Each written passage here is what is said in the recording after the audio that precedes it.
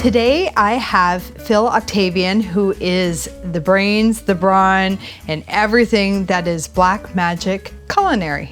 How you doing? Pretty good. Yourself? I'm pretty good. Awesome. Oh, I'm always good when we're talking about food. And this guy can cook. From what I've heard, I missed that last pop-up you did at the Cookie Bar. That was our first foray with the supper club. Now, what is the supper club?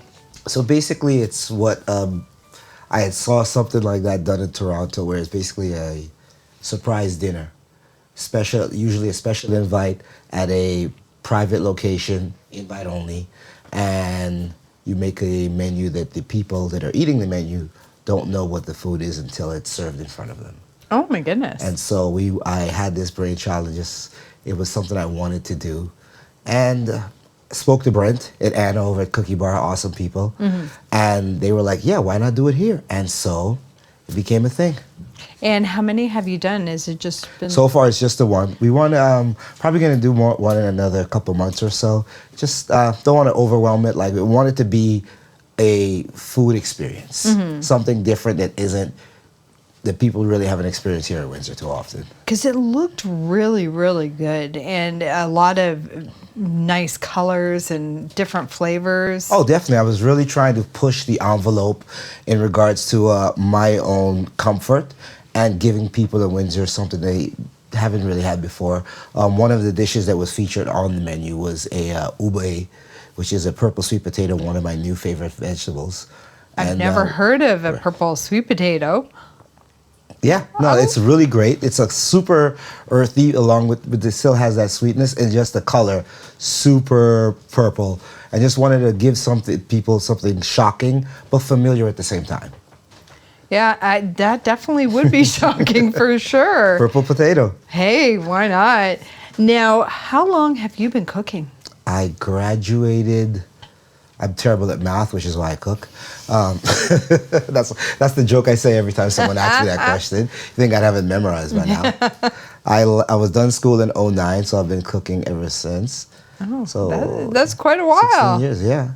And did you always like cooking even before that? I cooked out of necessity.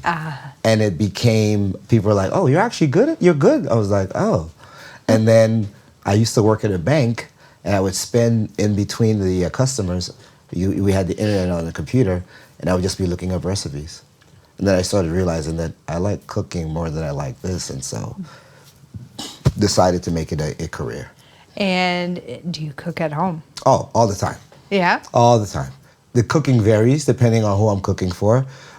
People would laugh if I actually told them some of the crazy things that I make for myself. It all depends on the day, how tired I am, and how much I've already done. But for the kids, it's more simplified. They like the good things, but like just done right. Like my son Maverick, he is the critique. He basically treats every dinner as a cooking show. So he'll be like, "Chef, what did you make for dinner tonight?" And I literally would have to describe the dinner, and he would give his the flavor profiles that he's picking up on the dish. So it's real cute to watch him do that stuff. So you need to get rid of the Food Network. Yes. Oh, either that or he's going to become a... Listen, people always ask, like, do you want your kids to follow in your footsteps? 100% no. No.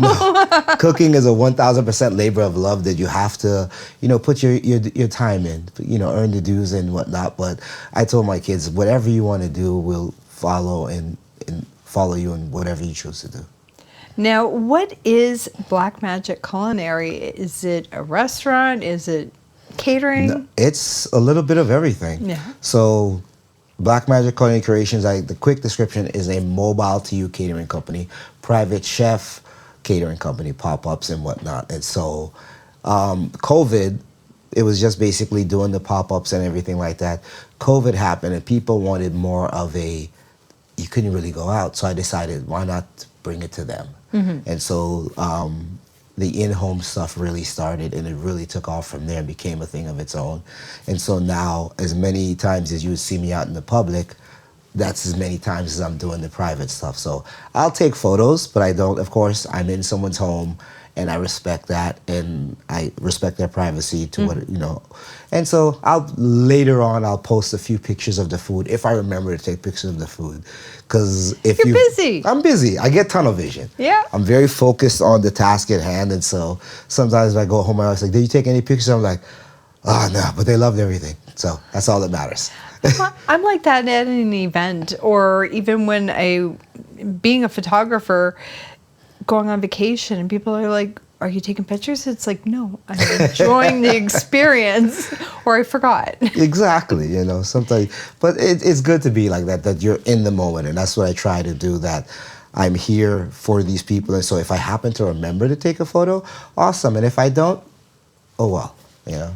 Now, do you also do cooking classes? We've done cooking classes in the past. I started out, like a lot of people don't know, that I used to be a sous chef at Twisted Apron. And so I partnered up with them once I left there, did a few cooking classes, and I do private cooking classes in home where I'll come to your home and we can do a series of classes from there. But yes, I do cooking classes. Like even if it's a girls' night and there's a bunch of them and you can do a class, that's cool. No, one actual cooking class, these girls decided to do there was a bachelorette party, so instead of going out and drinking and whatnot, they stayed home and drunk. But they also had, we did a cooking class. They ordered specialized aprons for each one. It was they cute. Bedazzled and glittered them up. The bride-to-be had this like luxurious apron. It was really a great time. That sounds like a lot of fun. Oh, they had a lot of fun. Okay, so remember that if you want to have a bachelorette party or a shower or something, have a cooking class. Or a bachelor party. Bachelor, yeah.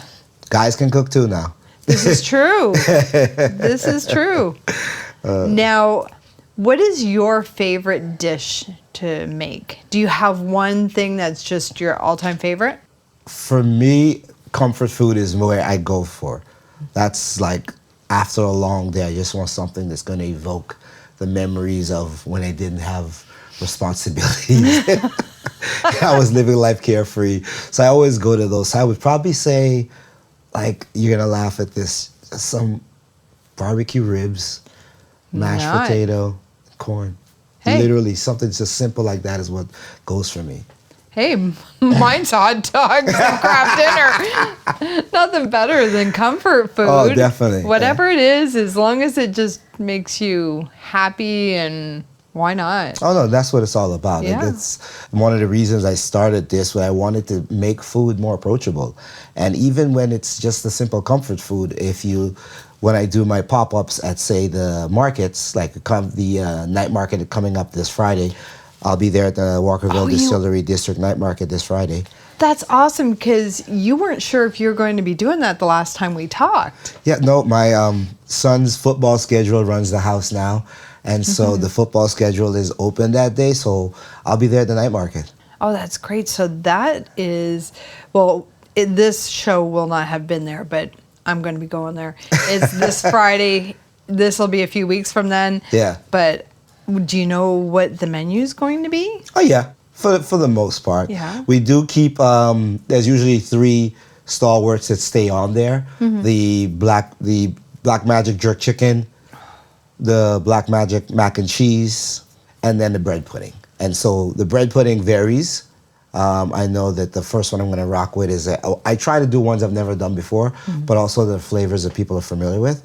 So I've never done a butter tart bread pudding. Oh my gosh, you've just mentioned 3 of my, other than the cheesecake, 3 of my most favorite dishes: mac and cheese, okay, and bread pudding. My grandmother used to make that, and butter tarts.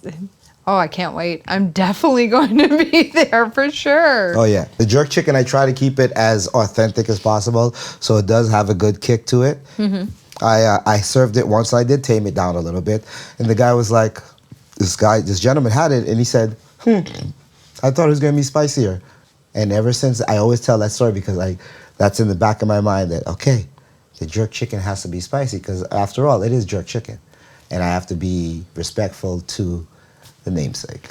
I had never had jerk chicken, and because I'm not a spicy person, I don't like spicy food. But this one New Year's Eve, I went over to a friend's house, and her husband was Jamaican, and everything was spicy, and it was jerk chicken.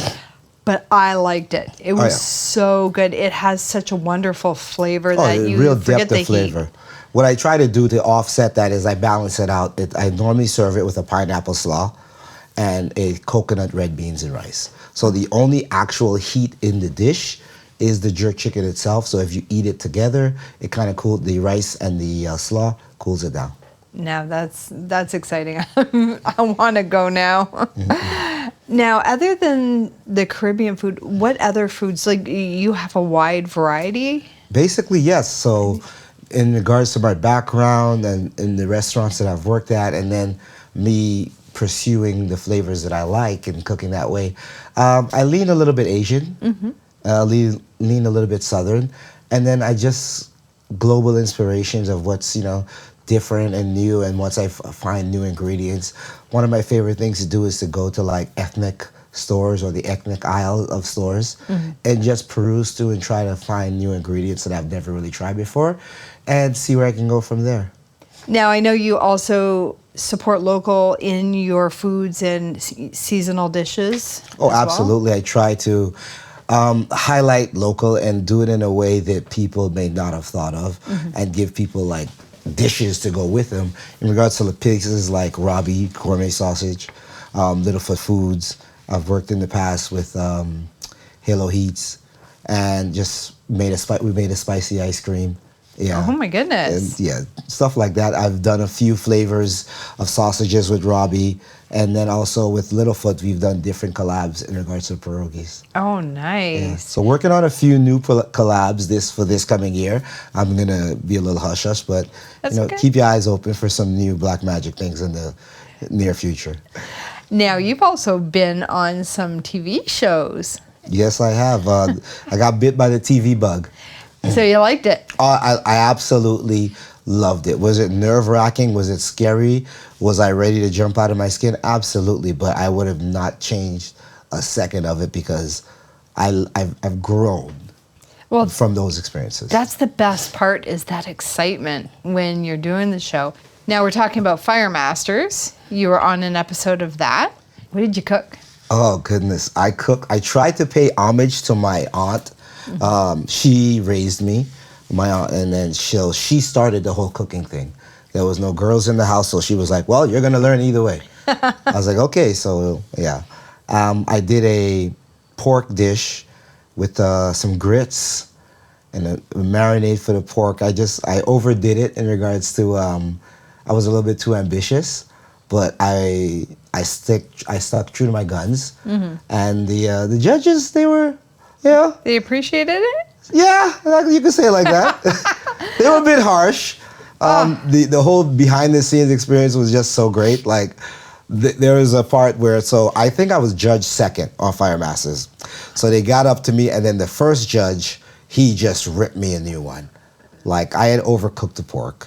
It was on the grill for too long. But the thing was that I remember an episode of like Kitchen Nightmares or Hell's Kitchen with Gordon Ramsay, and the guy burnt the steak on one side and he flipped it over, and Gordon was like, you didn't think I was going to flip this over? You thought I was just going to come here, look at your steak, cut it and eat it without flipping it over? So I was like, you know what? I'm not going to hide from my mistake. So I put the burnt side up right so they could see. Yeah. And so once he got done judging me, they took a short, like okay, the directors are talking to them. So the middle, she's like, so Phil, I'll go a little easy on you. And I was like, I don't know why I said it, but I was like, that's okay. No, I'm a big boy. I can take it. Oh, and she's like, okay. And she gave it to me. And she said that if I was at your restaurant, I would have sent this back. That stung. Oh. It stung. But you know what? I learned and I grew. And I ended up finishing second on that show. That's amazing. You were still second. Yeah, it was because of humility, honestly. The guy that placed third, he was super cocky. Oh. He had experience and whatnot, but I've always been the cockiest, humble person. I'm cocky enough to know my strengths and know how good I am, but I'm humble enough to know that that still doesn't mean that I'm the best. Like, there are other people doing great and amazing things, and the only person I'm in competition with is myself. And so as long as I stay to that, I think I'll be just fine. Oh, hey. Yeah. And I know you did another one with your wife. That was probably the more fun one. Recipe for Disasters. So the premise of the show is that they're basically going to throw disasters at you. If you watch the show, they're literally throwing disasters at you. It's nerve-wracking, that show. Yes. And they said, we need you to bring your own disaster. You need to bring someone that's very close to you, knows you in and out, but cannot cook. And I said, babe, you're perfect. So she did not want to do it. So in the interview process, the two of you have to interview. So she's like, fine, they're not going to pick you. They're not going to pick you. Lo and behold, they pick us. We go. It was a long day of shooting. We did not know exactly what we were in for. And so, but we came out on top and we won. It was great. What did you guys make? Mac and cheese. Ah! The first round was mac and cheese. We had to make so the episode title is Daycare Nightmare. Okay, that's the one that's Daycare Nightmare. Yeah, which is very fitting because my wife is an ECE and she works in a daycare. And so they were like, well, the producer was like, oh, so you're known for mac and cheese. Funny enough, the first round is mac and cheese. And so they asked us, like, what happens if you lose? I'm like, I can't show back up. Yeah. You know, like, I'm known for the mac and cheese, so I had to represent well, and we won that round. It was a 2-round competition. The first round, the mac and cheese, we won that round. And then the second round was something fried, but still like that would interest a kid. And so I did vegetable fritters. Oh. Yeah. I used to, granted they were frozen, but they look like chicken nuggets, but they were vegetable ones. And it was the only time I could, it was like an old thing back when my son was little, but he loved them. And it was one of the only ways I could get him to make or to eat his vegetables were these little frozen, look like chicken nuggets, but I think it had broccoli and carrots and cauliflower in it. And then as long as it has a breading on it, kids will like anything. Yeah. No. We did that. I haven't had that too much issue with my kids so far. Like they have as long as it's broccoli, they're okay. Broccoli and corn, they're fine. Yeah. They don't like corn? No, they love corn. Broccoli and corn, they're fine. That's it. Yeah. My favorite, I'm weird, is Brussels sprouts. Brussels sprouts is like the new thing. A couple years ago, it just became like so hot. It was everywhere, and now almost every menu you go to, there's some sort of like crispy Brussels sprout iteration on it. And I'm glad because I'm tired of you eating soggy Brussels sprouts. Once people learn the right way to cook it, you know. Yep. I'm a little bit of a sear and steam, where I go with a little bit of butter, a little bit of oil. Once I get some color, drop a little bit of like a couple droplets of water, put a lid on it, you're good to go. I like the soft crunch. Yeah, I think I did one once that actually everybody liked, and it was in the Instant Pot, and it was with bacon and all that. But there was one restaurant that served candied Brussels sprouts, and they were so good. And they're no longer there. And I wish I would have got the recipe because they were really, really good. Is there any other TV shows that might be in the works or something you're... The ultimate show that I want to go on, just for me personally, to like say that ultimately I want to see how high I can go, how good I am. Mm-hmm. I've always said that when I did those cooking shows, I realized how much I love competition. And not necessarily to say that I'm the best, but to say that I did it. And so my next show that I would love to go is Top Chef. Oh. As the years go, I'm like 44 now and whatnot, and who knows how long I'll be cooking. But that's definitely the show that I try to go for. Have you applied yet? Oh, I have. Oh, yeah? Yeah. Got super close one year. Oh, super close, down to like one of the last selections before the final cut, but didn't happen. But yeah, I'm pretty good at being, like I've learned over the years, like once you do get accepted, to be quiet. So you never know. I could be accepted now. I don't know. Hey, and that's okay. That's okay. I never ask people to give the secrets because surprises are fun. Yeah. People are like, how are you so good? How did you... I'm like, yeah, you know, you film the show, and then it's probably anywhere from 9 months to a year and you're just quiet. You sign an NDA, and Forget about it. yeah. Secretly. Until you get an email from a producer. Okay, here's some stuff for you to share on social. Oh yeah, I forgot about this. Now, do you do any competitions around here, like barbecue competitions? I know they have a bunch of ones in. I respect barbecue competitions. I've judged a few Yeah. because of my cooking prowess, but no, I would love to. I consider myself an amateur barbecuer because during COVID, I taught myself how to barbecue on a charcoal grill. Coming from the States, so I spent about 10 years in the U.S., between Florida and Georgia. The term barbecuing means something different than it does over here. And so with my wife not trusting me with propane, I had to figure out something else. So I'm like, okay, bought a Weber and watched some videos on YouTube and blew up the first grill. Oh my goodness. I just let it run. It was like running full tilt the entire time, which is not good. I had to learn how to temper my flames and whatnot, work the airflow and everything like that. Got a second grill, and I still have that grill. Good. I have a grill out there, and it's just too stinking hot in my backyard, and it's sitting there. And but I used to love barbecuing on my Weber grill. I learned from somebody how to do the indirect heat and the whole bit, and it was a lot of fun. I used to enjoy it, but now I just want to die in the heat outside. No, I absolutely love it. But, my wife will not come outside. No. Because the charcoal smell will filter in through your clothes, your hair, and everything. She's like, I don't want to smell like charcoal. So there's a rare occasion if I'm busy and she has to grab something off the grill, she'll do it. But most of the time it's just me, the grill, and whatever libation is in my hand. I actually like the smell of barbecue, even on campfire, but I'm kind of like when we're showering before bed because I don't want to clean the bedding because you wake up in the morning, you go back in the bedroom and woo. Yeah, no, I'm so used to it. But now we went from one, now I have 3 charcoal grills in the backyard and just absolutely love it. Have you used a smoker? I basically turned one of them into a smoker. Oh, yeah? Yeah. Nice. Love smoking meats any chance I get. Yeah, that's something I always wanted to learn, and something I eventually will figure it out because I love smoked meats. The next thing I want to do is maybe for one of the, not the night markets because the amount is too much, but maybe a smaller pop-up is actually doing a mac and cheese completely on the smoker. Oh. Like when instead of just smoked cheese, the actual entire mac and cheese is smoked itself.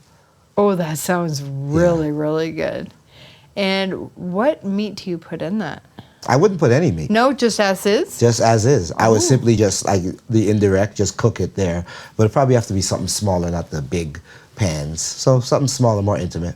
Oh, I've never ever thought of doing that on the barbecue or a smoker. Yeah, no, that's my biggest thing is I like to think outside of the box and try to push the envelope, flavor envelopes and whatnot. I just saw this thing for pickled grapes, and it intrigued me a lot because I was trying to think of the different ways I could use that on a dish. So who knows, for the next supper club, pickled grapes might probably pop up on the menu, but I have to test it out. So I'll make a batch, and I'm going to share it with my pickle buddy, Jen, Tailgate Takeout.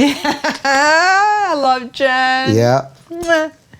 We basically have this love for pickles, and we're constantly just sending one another stuff on Instagram. Oh, yeah, I could see that in a amuse-bouche or in a salad.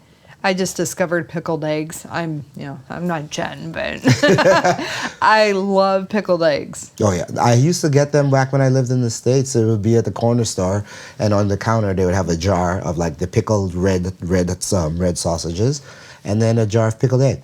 Yeah, I just was at Costco and came home with this big thing because they had the samples and it was really good. Yeah, and I'm like, you wouldn't expect that. It's something different. yeah, and then it got stuck in the back of the fridge and I forgot about it. And they went bad because, okay, pickled eggs do go bad after a while. They're not one of the things that can last forever in the pickle. No, and then I just basically learned about, so you could pickle hot or you could pickle cold. Oh, with the spice or without? No, in regards to like your pickling, the temperature of your pickling liquid. Oh, I did not know that. So say if you see pickles that are like they still look like a cucumber, those have been pickled cold. I prefer those, and for the aesthetic reason that when I'm doing my dishes, it looks more pleasing than say the yellow brownish, yellow greenish of the pickles that are normally pickled hot. I had no idea they were pickled hot. Yeah. Wow. So that's where you can see the difference. So if my pickles, they actually still look like a cucumber. But then you eat them and you're like, oh, this is a pickle. Yeah, because I would boil my brine and then put it in the container that is going to pickle in and just stick that in the freezer for a couple hours and then put that in and then add the whatever I'm deciding to pickle. I found a recipe once a few years ago, and it was for pickles, but just the ready-made ones. And I had tons of cucumbers, and within a day or two you could eat them out of the fridge, and they were really good. You didn't have to cook anything, and they're, I think, on-the-go type stuff, but they were really good. Some people call that a quickle. A quickle. A quick pickle. I like that. Because I get nervous when it comes to canning and all that stuff. You don't want to get botulism, you know. That's the thing I'm worried about, is that I'm either going to kill somebody with botulism or the lids are going to pop off. You got to make sure you're clean and sterile. And Yeah, I've only done it once with apple butter, and I loved it, but I'm a chicken. No, I don't have the patience for it. No. No, I don't either. I'm an instant gratification type person. Somewhat. I'm the in between. If there's a middle ground in between, like that instant gratification and patience, I'm in between there somewhere, depending on the dish. Like let's say Thanksgiving. Normally, I do not believe that I should be waiting 3, 4, 5, 6 hours for a bird to cook. I don't do that. I don't. I refuse to. I have other things to do. So what I normally do every year, I debone the bird. Oh. I know that not everybody can debone a turkey, but I debone the turkey and so I have the carcass there. I make stock. How do you do that? It's we need a cooking show here. We need a demo next time. Yeah, you just take your knife, your boning knife or a really sharp, thin knife, and you just kind of follow along the bone and try to be as gentle as you can to keep as much meat off of the carcass as possible. And then sometimes a little rough, like break it through the tendons and whatnot. But yeah, and we do that every year. My grandmother hates it because it's non-traditional. Do you stuff it? No. Okay. I'm a stuffing on the side guy. Yeah. I like them both, to be quite honest. But drove me nuts. My grandmother would get up at 5 a.m. No. It was dry. I'm like, read the package. I'll have a 20-pound bird. I throw it in at 11, and it's done by 4 stuffed. I have too many bad memories, trauma of, like you said, of dry birds. So for the longest, I wouldn't even eat the breasts. Yep. But with the charcoal grills, debone, put it on. I've done brick turkey. Yep. I've done maple sriracha turkey. I've done jerk turkey, done straight smoked turkey, garlic, butter, and herb, like all on the grill, easy peasy. And then it makes carving such a breeze. That's the biggest thing. Like I would literally, like every time we go to the house, they look at, okay, Phil, you're going to carve? I'm like, no. Other people can carve, Just because I'm a chef doesn't mean I have to carve the turkey every year, guys. Yeah. Yeah, no, my mom is the type, I don't like white meat. And it's like, I hate to tell you, but you eat it every year at my house. And she's like, really? And I'm like, yeah, because I don't cook it for 12 hours. I just cook it for 5, stuffed. And it's awesome. Yeah. Let it, fill it up with, just smother it in butter, let it rest, and you're good to go. Exactly. Throw on the seasoning. Actually, I think I've been olive oiling it because I don't know. Crispy skin. Yes. I can't get that perfect crisp. What you do is I separate. Okay. So you keep it. Oh. Yeah. Put your hand in the skin and kind of create a little air layer. Oh. Yeah. Okay. But also, I think a lot of times people overdo it with seasonings. Mine is salt, pepper, poultry seasoning, and sage. Yeah. And I think that's all you really need to get that good Thanksgiving flavor, and you can use it for anything. I go salt, If I'm doing it on the grill, I go salt, pepper, fresh herbs, and sugar. I do sugar, and it's a little secret I picked up. I'll share. It kind of offsets the. I don't know if you know, when you're grilling, there's a little bit of bitterness that comes from the flame, from the char. Yep. But I find that a little bit of sugar just adds a nice little touch and creates a new flavor with the char. Almost like a candy? Yeah, a little carrot. Like, I got a sweet tooth, so. Yeah, oh, I do too. Yeah. I like that little charred flavor on barbecued stuff, especially if it's a charcoal grill. Yeah. And you have your, do you have the little wood pouches in there with the different? No, I go to Canadian Tire. I just get the different ones. That's what I always did. Put them in the foil. Sometimes I throw them directly on the heat, depending on the size, or I just take a foil paper and make a little pouch, poke the holes, let them soak. Get it. We got a little tips here. I hope people watch to the end, but we'll make reels out of that. So, your summer, is it packed up with? Oh, my summer is packed, so I got the okay. I'll be at all the night markets. We checked the schedules moving forward, so I'll be there, and hopefully we could bring in another Black Magic Cookie Bar supper club. I want to be there. Oh, I will. You're on the invited list. I can't wait. Just what I do have, like I think I have a wedding this summer. Oh my goodness, you do weddings as well. I do weddings as well. You do everything. Basically, I yes. love that. I've done from 2 people. I've done private dinners for 2 people, and I've done events that had 170 people. Keeps it interesting. It does. My wife always says that. Well, I get bored very easily, so it's nice to do all different types of events. Absolutely. And I'll say for private functions, I do have clientele that have just been with me for years.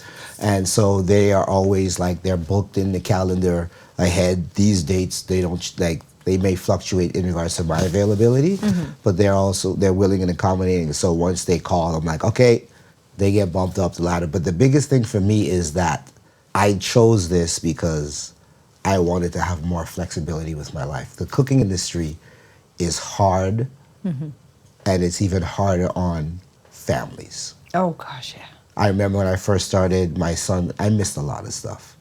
And then I got to the point where I'm like, you know what? Why can't I have both?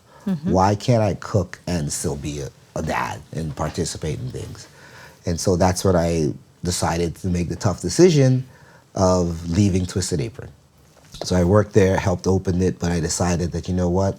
My son was getting older, and I wanted to be there more. I wanted to be more at home. Because even you take work home with you.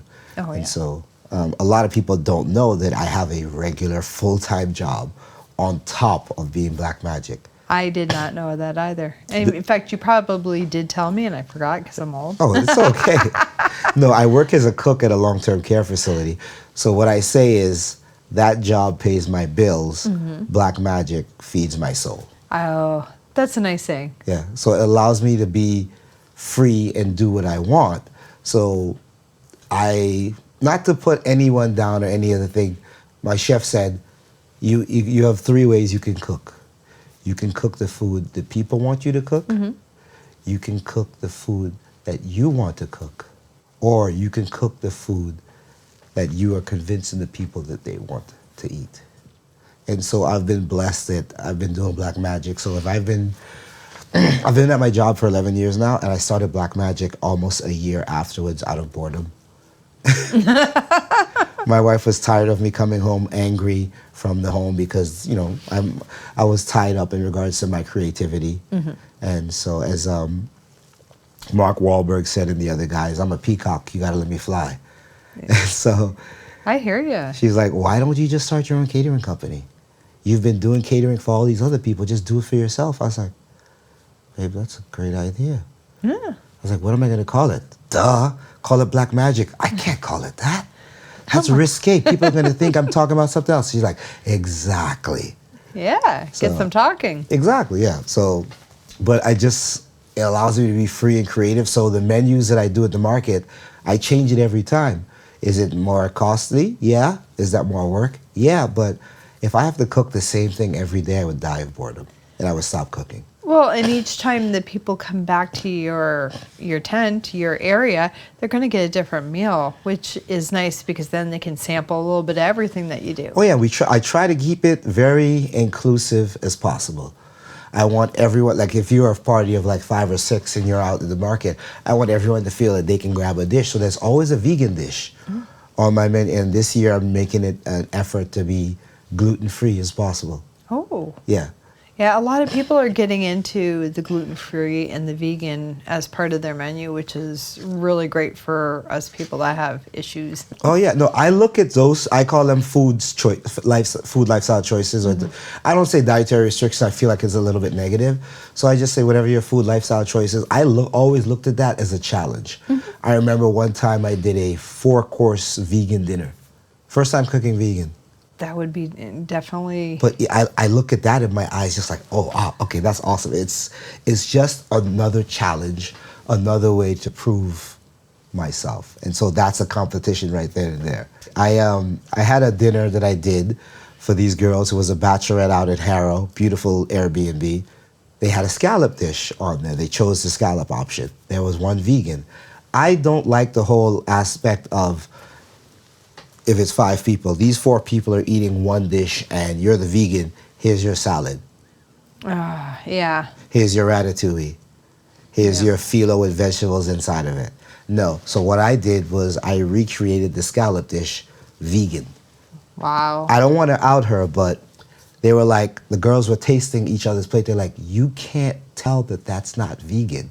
The king oyster mushrooms, if you cut it and then you give the cross marks on it, you sear it, and the flavor profile, the butter and the herbs and the mote, it came out looking just like a scallop. And tasting like one too, sounds like. Right. And so they were like, oh my goodness, you could barely tell them apart. And those are the moments that I go for. Those are the moments that, because of Black Magic, there is way more interaction between me and the guest. Because in the restaurants, I'm in the kitchen. Maybe if you own the restaurant, you could walk out and you could, we'd say touch the tables and talk to people, talk to the guests, whatnot. But if you're the cook or the chef, you don't really get that opportunity.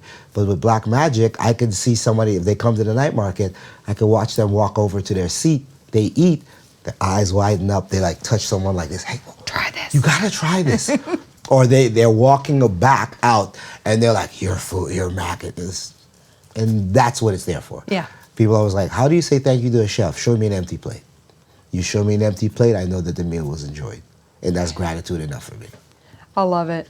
I love it. And I'm so excited for this Friday, Phil. Thank you so much for being on here today. Thank you for having me. It was awesome. Make sure that you follow him on Instagram and Facebook at Black Magic Culinary Creations, and also his website, blackmagicculinarycreations.ca.